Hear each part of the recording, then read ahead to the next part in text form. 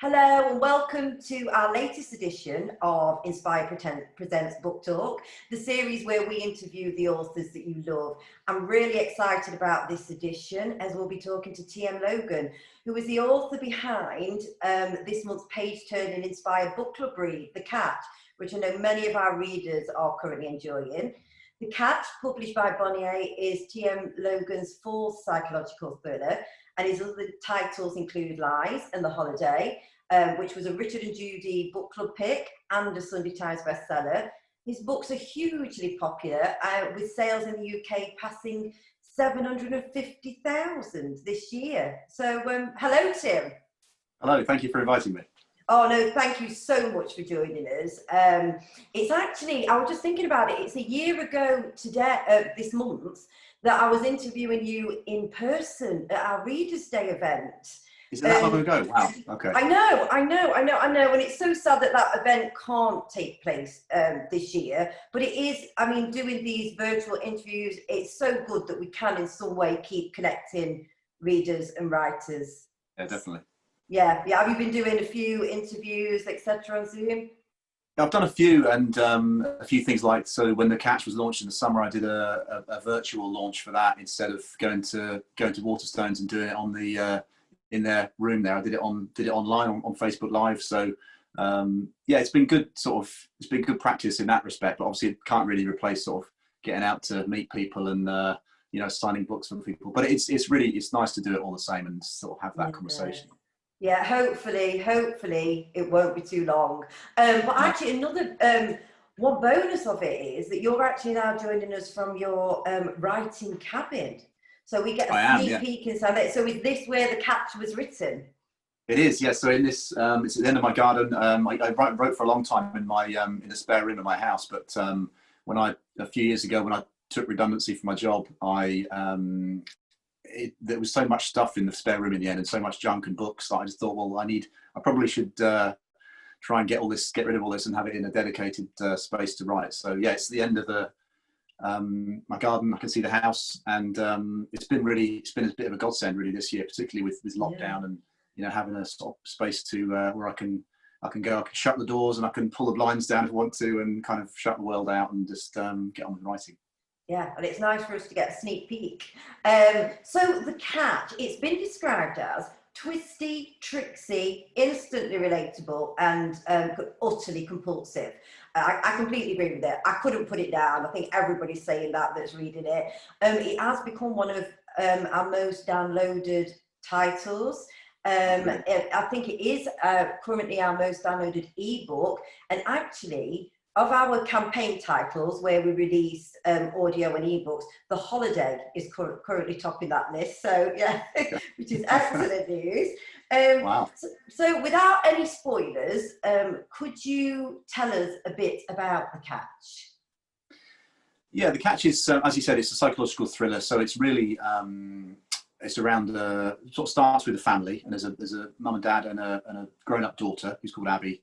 The dad's called Ed, and it starts off in chapter 1 when they meet Abby's new boyfriend for the first time. And Abby has met this guy Ryan, and they've been having this kind of long distance relationship, and it sort of seems to have got quite serious quite quickly. And so they have this first sort of family meeting at Ed's house, and they're all sort of looking forward to it. But as soon as Ed meets the new boyfriend Ryan, he kind of just gets this really bad feeling about him. Straight away he gets that kind of sixth sense, sort of hair standing up on the back of your neck kind of feeling about him when he first meets him, and everybody else thinks the guy is sort of fantastic and is a brilliant a brilliant guy, and he's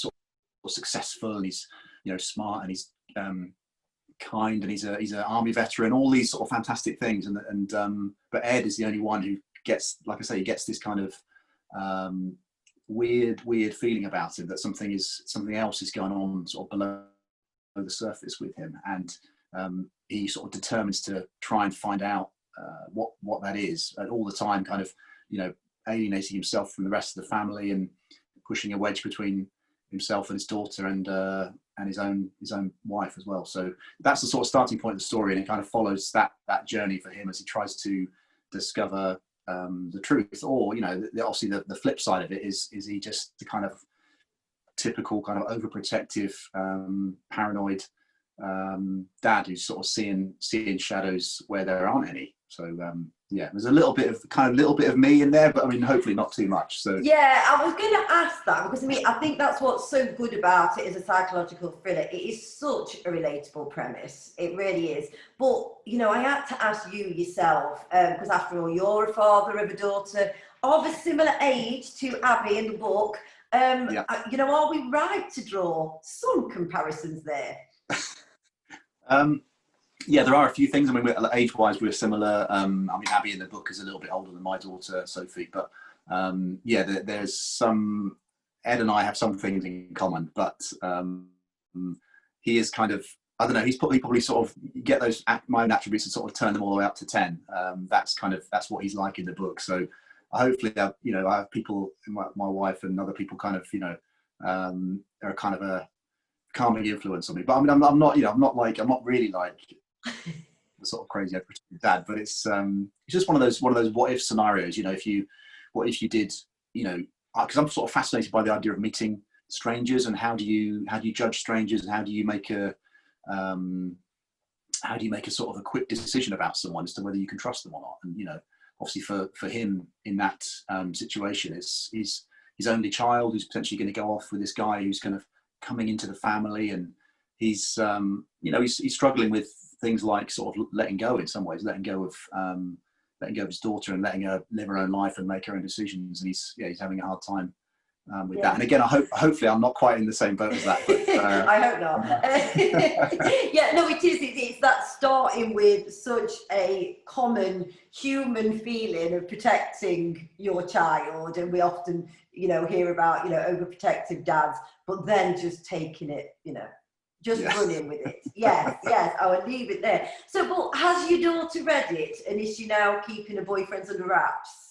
She has read it. She was one of the first to read it, and she kind of, I think when I first told her what it was about, and I kind of always give them, when I'm writing, I'll tend to give sort of my family little sort of pitch of what the story's about. And I think the first time I told her, she just kind of sort of shook her head and rolled her eyes a little bit, and you know, in that way that she sort of tends to do. But I think she did quite like it, and I think, I don't know, you know, about boyfriends. I think she's single at the moment, and but I look forward to, you know, the next time she brings someone home. That'll be you know, that'll be quite entertaining, I'm sure. I'm sure it will, especially if it's just read a cat. So but your family, they do seem quite involved. You mentioned the Facebook launch of the catch, which I think that's still available to watch on your Facebook, isn't it? It is, yeah. Yeah, and both your wife and your daughter helped out with that.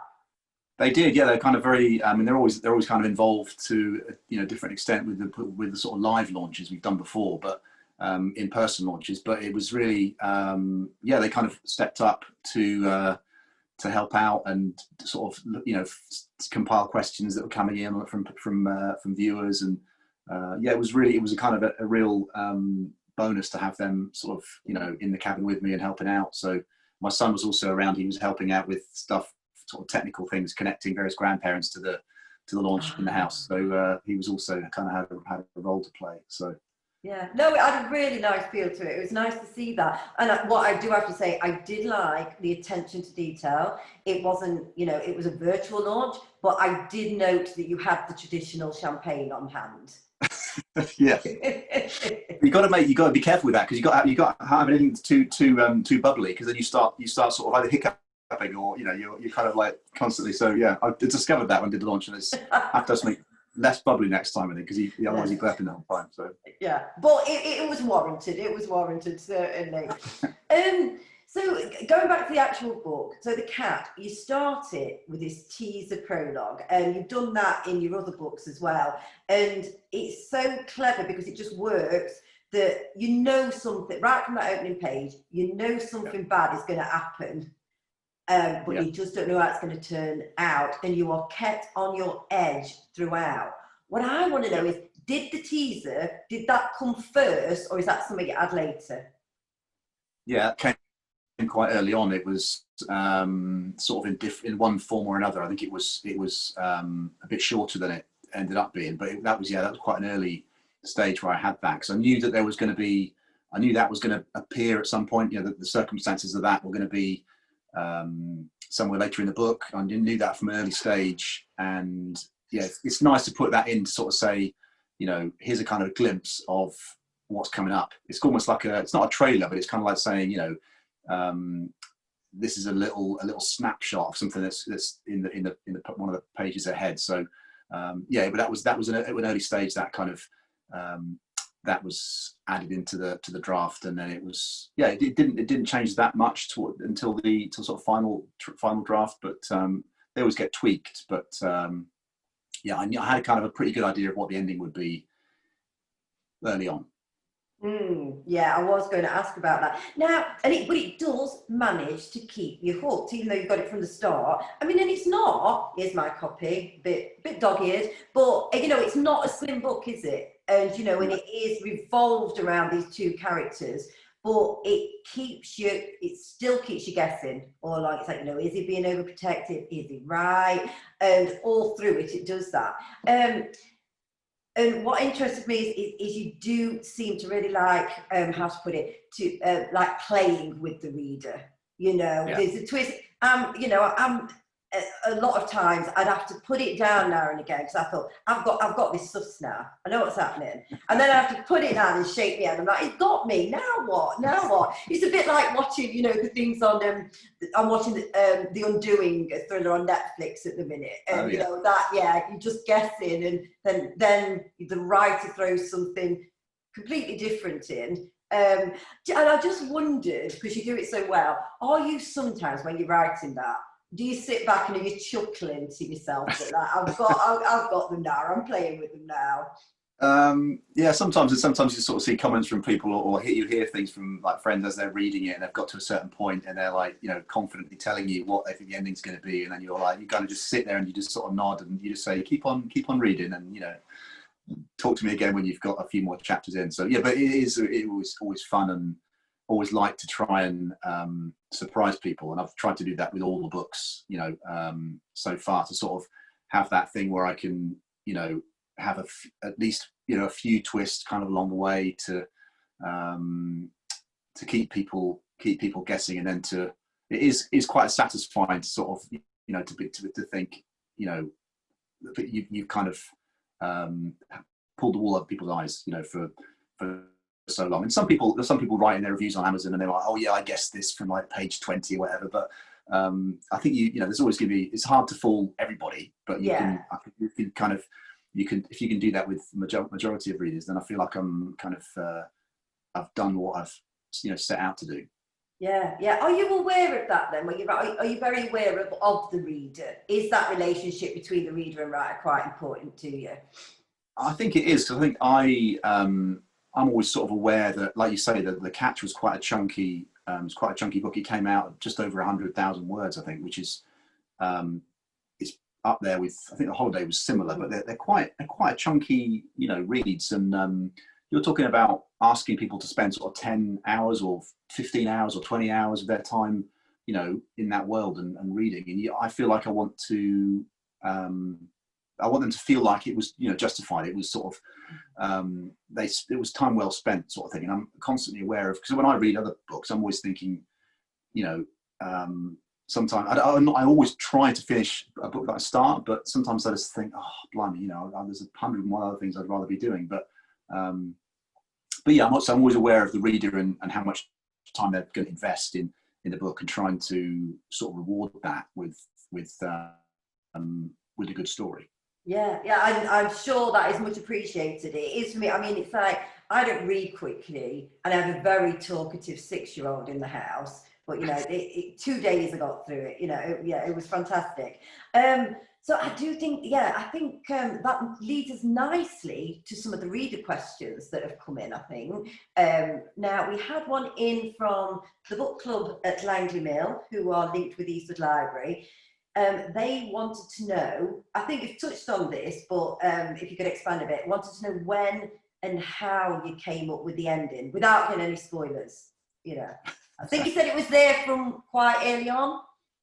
Yeah, it was something that I wanted to do I thought about doing for the last couple of books, and I wanted to do it in this one. I think it was an early stage, and I'll tend to try and plot things out fairly well before I start actually writing. So I might maybe put down sort of 2/3 of the plot before I actually start drafting. So yeah, the ending was there from quite an early stage, and I think maybe not the absolute very last chapter and the last line. There was kind of things that I thought would be a good way of rounding things off. But the ending, I knew the start, knew the ending, I knew a few of the things along the way, and the fun of the writing is obviously finding your way from one place to the next. And it's sort of, there's always things that surprise me along the way as well, and things I hadn't thought of in the planning that that will end up in the book. But I like to have a sort of rough kind of roadmap of where I'm gonna go, some of the places I'm going to visit along the way as well. So in terms of like journey. So are you one of these writers that I know I was speaking to a thriller writer at somewhere, and she actually maps everything out with like Postit notes, etc. Do you do that, or is it more of a I have something I've used kind of little postcards in the past. So 3x5 postcards, and you kind of you might have a scene on there, or you might have it might even be a conversation or a bit of dialogue or a kind of a turning point. And then I write them all down, and then try and arrange them in sort of a rough order, and then rearrange them. And so I've used that for the last few books actually. And that allows you the sort of luxury of being able to move stuff around and try and work out where things fit. And you can kind of stand up. I put them all on the floor in the cabin, and I can stand up and then just kind of look at them and try to get my head around what the sequence is. So yeah, I've heard of other people who use like Post-it notes and kind of stick like hundreds of Post-it notes on the wall. I think everybody has kind of a slightly different way to do it, because the problem with my method, which I realised, is obviously I opened the door a few times and the wind came in and kind of blew all the postcards out of the way, and then the cat will come in and roll on them and stuff. So and you lose a genius bit of plotting along the way. I feel like I'm going to pull the sofa out in a few years, and I'll find a postcard there that'll be sort of a brilliant, and I'll be like, oh, that was from 3 books ago. But but then I'll tend to number them in a rough sequence, so I can kind of put it back to what it was supposed to be as well. So if the disaster strikes like that. Yeah. Oh, no, that's fascinating. Thanks for that. Excuse me. One of our readers, Claire S., she wanted to know, is it the characters or the plot that comes first, particularly in The Catch, that came first to you? I think that was a bit of a weird one, because it was probably both at the same time, certainly with the father and the daughter. So I knew it's a story obviously that focuses around that relationship and the father and the daughter. So they were there right from the beginning, as was this kind of there's sort of a triangle really, obviously with the new boyfriend. So I knew that they were going to be the character. I didn't really know much about them, I suppose, at the beginning, but once I had that sort of those 3 people, so dad, daughter, boyfriend, then the plot really kind of developed from there. And then I thought again more about the characters. I mean, I tend to try to map out in my head broadly what the plot is going to be, and then the characters will come a little bit after that. But with The Catch, because it's so kind of focused on a small group of characters, they were it was obvious right from the beginning they were going to be the kind of the key people in it. But I think again everybody does it a bit differently. But for me, I will tend to, it'll be an idea, like a tiny little nugget of a plot, or a question, or what if question. The question with The Catch obviously is, what if your daughter brings a guy home and you think there's something wrong with him. That's the kind of the if you boil it right down to one line, that's what it started from, and then everything kind of grows out of that really. John from Mansfield, he wanted to ask you a question about your craft and the editing process. It's a really good question. The catcher's structure and changes of perspective really crank up the tension. How much rewriting and redrafting do you typically do to get all those pieces together? With the catch, there was a lot because so in the first draft, Ed is a key, the main character in the story, and he was written in third person. So, and as I went through the first draft, and I got feedback from my editor, and it all kind of seemed to point to the fact that it wasn't quite working in third person. So then I rewrote the whole thing with him in first person. So, which I would never ever want to do again, because it was an absolute pain to do it. But but it was one of those things I think I could only find out by doing it wrong, and then correcting it. So putting it in first person, it did seem to make more sense and work a lot better for the story. But generally speaking, most of the books I've written so far, most of them will have tended to have quite chunky rewrites for a second draft. It'll be a structural edit to begin with, then it'll be a line edit around more detailed stuff, and then there'll be another one. I'm just doing a proof of my 5th book at the moment, which is kind of really pulling out all the little bits and pieces. But they'll all tend to have at least 3 good kind of edits. Some of them more than that. And Lies, my first book, I think had about I don't know, 4 or 5 probably. But I was learning as I was kind of going along with that, so that was I suppose a bit more understandable. I was trying to figure things out as I went along. So it's got a little bit better as I've gone along, and as I've learned a bit more about the craft. But rewriting is I think is always important, and will normally make a book better. Yeah, but a lot of hard work. Yeah. We had a couple of questions in that I'm particularly interested in, as they're about the sense of place in the catch. I mean, because particularly for local readers, it's set in Nottinghamshire, which is a departure from your other books, but mainly West Bridgford, bit of Beeston in there. Why did you do that, and how important is that sense of place?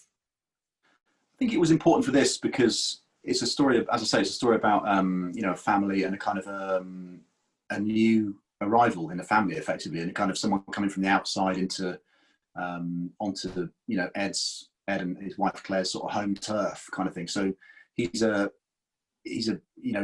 in a particular place, and the fact that Ryan comes in from outside, he's from he's been all over the place, but he's from Manchester before that. He's kind of he's a newcomer to sort of his home territory. So that became part of the sort of narrative of the story. The fact that he was this sort of outsider, and also people had said to me before, well, you've set books in London and you've set a book in south of France, which is the holiday. Why have you not set one in Nottingham? Because I've lived here since 2004, and then we had a brief period down in London, and before that I lived in Beeston, hence why Beeston was sort of featured in the book. So I lived there for 8 years, and so I just thought, well, it's a good question. Why haven't I set one in Nottingham? I don't really know. And then the more I sort of planned out the catch, I thought, well, this would probably work quite well around here, and it's nice to be able to talk a little bit about the place where you live, and I could get on the bus and go and do a bit of research in places and go to town or go into wherever, and I've had quite a lot of feedback from people, from readers, in the area, who said, it was really good to read a book that wasn't about London or about, Glasgow, whatever, to read a book about, places that I know. And obviously Derbyshire Peak District features in it as well, which was a sort of a nice, again, I could just get in the car and drive out there and walk around the places I was going to write about, and do that sort of on the ground research, which was nice. Yeah, I do think it really works. I found it, I didn't know whether I would or not, because the places are very familiar, but I found it loads of fun. I'm like, oh, they're on the number 10 bus. Yes, it does go past County Hall. Sitting in Copper, I've sat there. which was a lot of fun. Somebody asked, what were the disadvantages and the advantages? I mean, I think you mentioned some of the advantages because it was easy to go and do the research. Were there any disadvantages to setting it at home? I don't know. I suppose I'm always a bit. I mean, I like it because it's here and I live here, and I really like where I live. But I suppose you're always thinking about, well, what about all the people who don't live here, all the people who live in Birmingham or, you know, down south or in the southwest or in other countries? Am I sort of putting them off somehow by talking about, you know, this town, which is, yeah, it's quite well known, but it's not kind of like, you know, massively internationally famous like London. So am I putting off people for that reason? But I think you just got to try and sort of ignore that that kind of that voice in your head, because there's no reason why we shouldn't write about Nottingham in the same way as, you know, there's been some great writers from the city who've written great books about the city. So you just got to try and, you know, you've got to set something somewhere, and it seemed like it was, you know, perfect location for this story. And I hope the next book is not set here, but I think I probably will want to set more stories around here. I'm just planning out my book 6 at the moment, and I think that will probably be set here in Nottinghamshire as well. So yeah. My jobshare partner, she lives in West Bridgford, you know, and I'm reading the book and I message her. I'm sure it's your street. They've got your tiles. So yeah, it was a lot of fun, and it would be nice actually, because I do think your books, and particularly this one, in the current climate, they would work so well on screen, and that would be nice to see. Has there been interest in that? There hasn't yet, no, but I think everything's been a bit sort of this year with the pandemic and stuff. So the previous 3 books have all been had options taken on for screen adaptations, and The Holiday is kind of a little bit further down that road, hopefully, than the other 2. But yeah, I've not had that interest yet for The Catch, but it may happen in the future, or it may not. But I think everybody's been it's been a bit strange, and obviously everybody's been a bit more cautious this year because of the pandemic. And so I don't know. I mean, I'd like to think that, you know, at some point it would, you know, make it to the screen, and if you could film it here, and you could you know, go down to Bridgford Park and do some bits there, and the Dark Peak and all those things. I think it would be brilliant. So yeah. My brother wants to be an extra as well. So excellent. Well, there you go. You have to remember that one. Yeah, it would be so it would be so much fun, and us readers can do that thing that we love to do. Oh, didn't do that in the book. Oh, it's not as good as the book. Yeah. Actually, so I could ask you loads more, but actually some of the questions I want to ask you about The Catch would definitely be open to spoilers, I think. So instead, perhaps I could ask you to read us a few pages from The Catch. Can do. Right, so I'm going to read, I'm not going to read the prologue because that will add to the length. I'm just going to read chapter 1, which is, like I mentioned before, it's a Friday night, and Ed and his wife are in the garden. They're just about to meet. They've just met Ryan for the first time, and it's kind of their first reactions to this potential new member of the family. So, right. Quick drink. Friday. I sat on the patio, the last rays of evening sunshine warming my face, listening to the warble of skylarks high up in the sycamores that bordered our garden. A Friday in mid-May, the twilight air rich with the tang of cut grass and the wispy smoke of neighbourhood barbecues. Warm enough to sit outside in the garden after dinner, sipping strong dark coffee as my daughter played badminton in the middle of our lawn with her new boyfriend. It was the first time we'd met him, even though Abby had been seeing him for 7 months. He was tall, athletic, with the looks of a catalogue model in a Sunday supplement. Pale pink linen shirt and chinos, his deck shoes dutifully removed in the front porch before he'd even been asked. And there'd been no kisses on the cheek for my wife, Claire, or her mother, Joyce, not even an air kiss. Just a hand extended to each of them, equality in action. Respectful, not too forward, but not too standoffish either. His handshake had been firm and dry, his grip confident, as he gave my hand a little extra squeeze. As I watched the two of them play, Ryan flailed at the shuttlecock, making a big show of overbalancing, tripping, landing flat on his back and still flapping his racket in the air, laughing as he lay in one of the long evening shadows slanting across the lawn. Abby's own laugh was high and pure, rolling and echoing across the garden.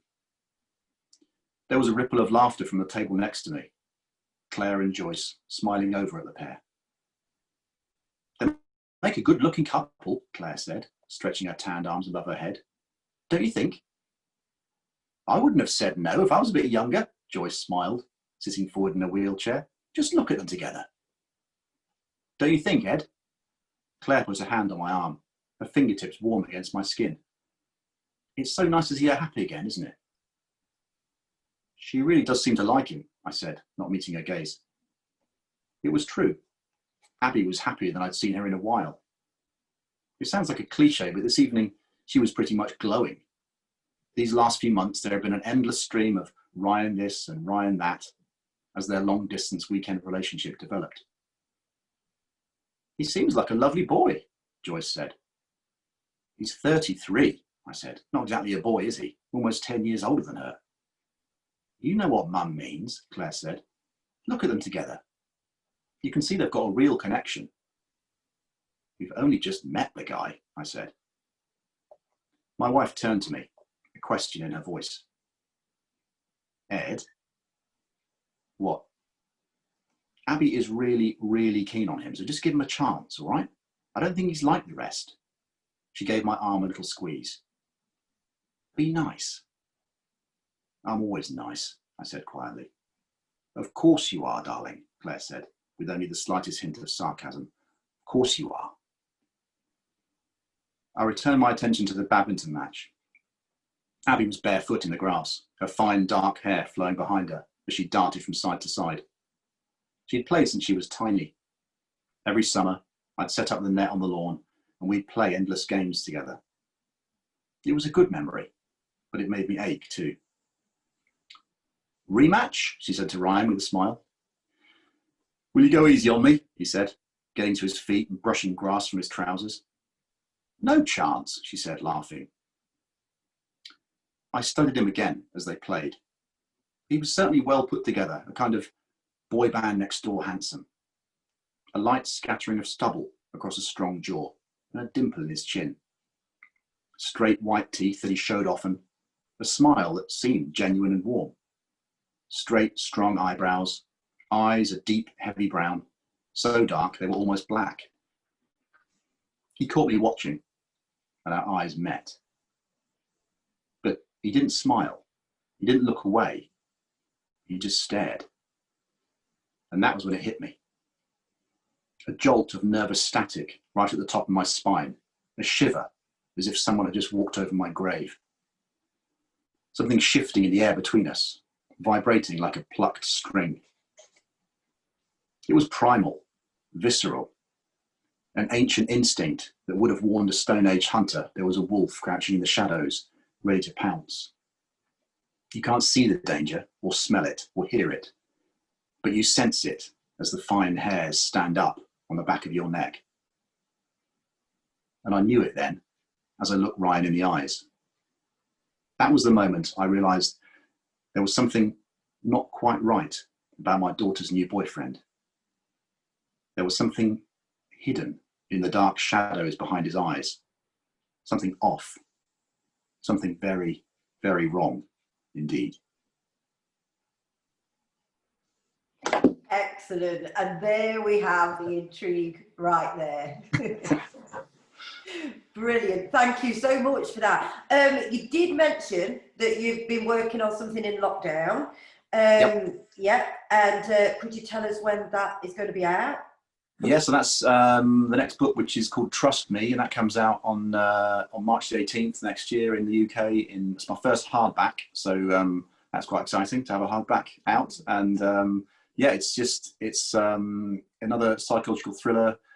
and I'm quite excited about it. And I'm just, like I said, I'm just proofing, doing the final proof now, because you want to make sure there aren't any kind of little typos or things that slip through the net. So yeah, that'll be good when it comes out. Excellent. I watched the trailer for that on your the brilliant trailer. My heart was thumping just for the trailer. Yeah, I'd encourage everybody to go and have a look for that. Definitely worth a watch. Perhaps once that book is out, you might want to talk to us again. Oh, definitely. Yeah. Just drop me a line, and I'll happily come in or do another one of these, or if we hopefully by that point we're able to sort of getting back to doing live events again. But fingers crossed, that would be lovely. Thank you.